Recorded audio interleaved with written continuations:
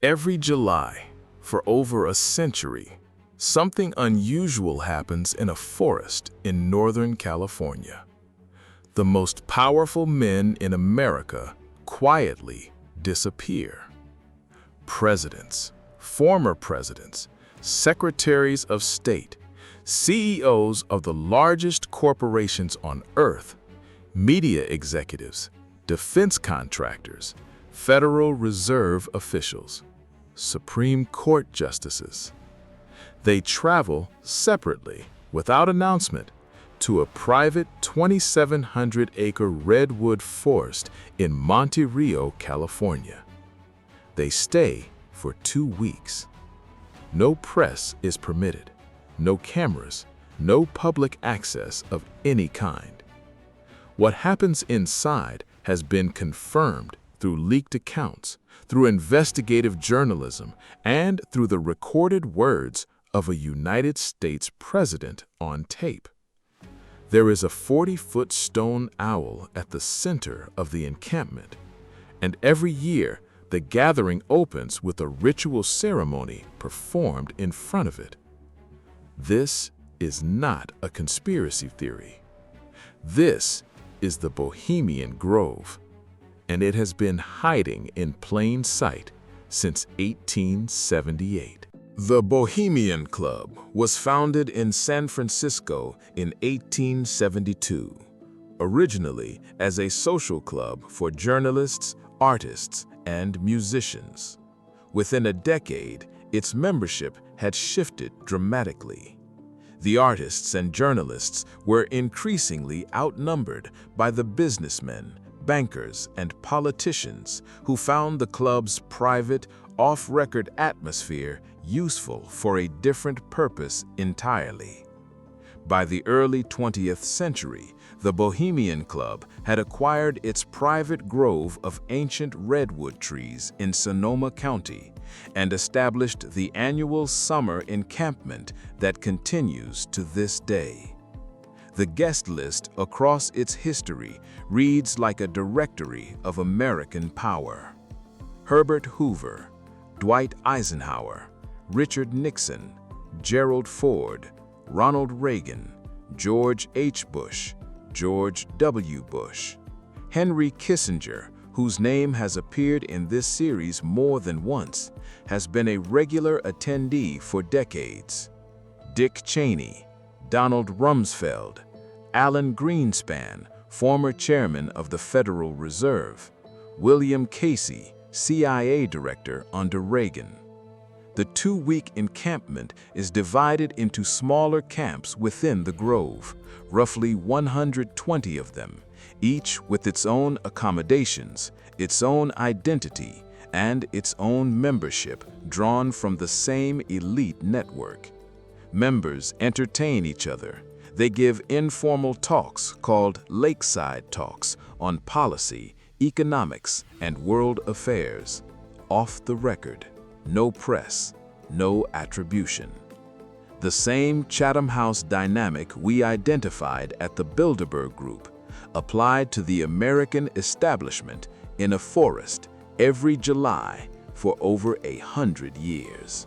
In 1971, Richard Nixon was recorded on his own White House taping system discussing the Bohemian Grove. He confirmed he had attended. He described the people there. He described the atmosphere. The recording exists. It is in the National Archives. The President of the United States, on tape, confirming that he regularly attended a private 2-week gathering in a California forest with the most powerful men in America. No reporter asked a follow-up question. No congressional committee investigated. The tape sat in the archives, and the gathering continued. The Bohemian Grove encampment opens every year with a ceremony called the Cremation of Care. It has opened every encampment this way since 1881. The ceremony takes place at the base of the 40-foot stone owl called the Owl of Bohemia, after dark, by firelight. Robed figures carry a symbolic effigy on a boat across a small lake to the base of the owl. The effigy, representing worldly care and responsibility, is symbolically cremated in a fire at the owl's base. The meaning, as described by the club's own literature, is straightforward. For 2 weeks in the forest, the members are released from the burdens of their public roles. They are free, in the language of the ceremony, from care. Former presidents, sitting cabinet members, and the heads of America's largest financial institutions participate in this ceremony together, in robes, in a forest, in front of a 40-foot stone owl. This has been confirmed by multiple sources, including a journalist named Philip Weiss, who gained access to the grove in 1989 and published a detailed account in Spy magazine, and by filmmaker Alex Jones, who entered the grove in 2000 and recorded the cremation of care ceremony on video, footage that was subsequently broadcast and verified. The club has never denied the ceremony exists.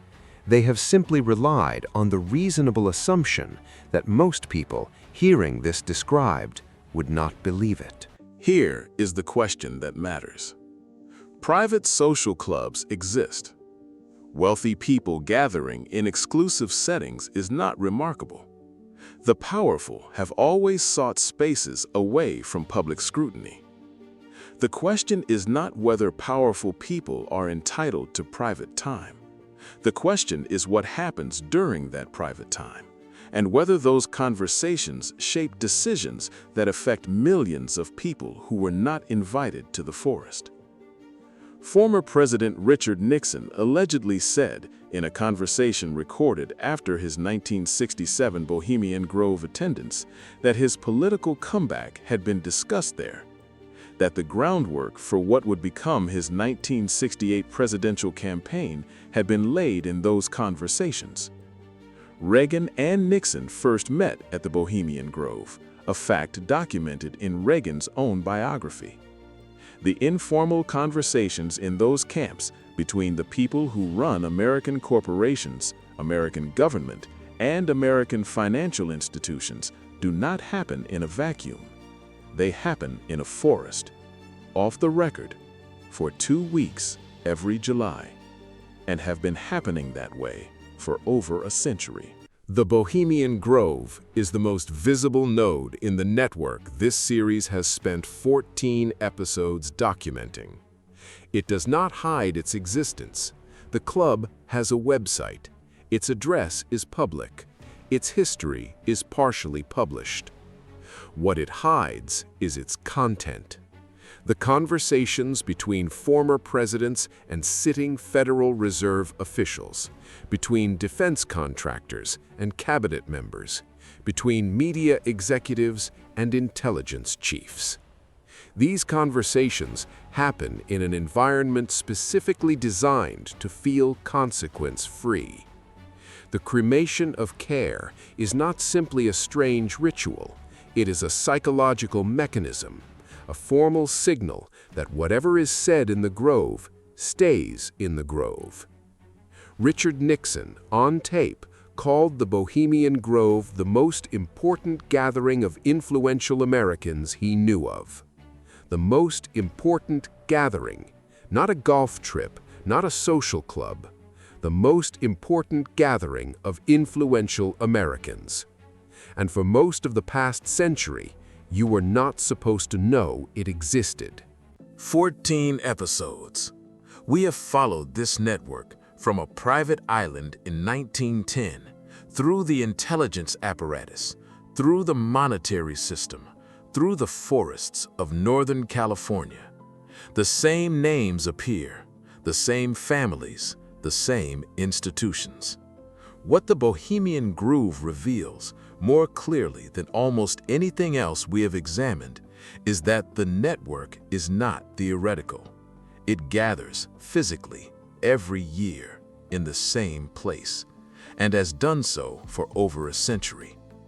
In our next episode, we follow the same network to its most personal moment, the day Wall Street tried to take the United States government by force, and the one decorated soldier who refused to go along.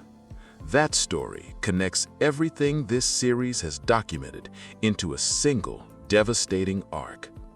Next episode.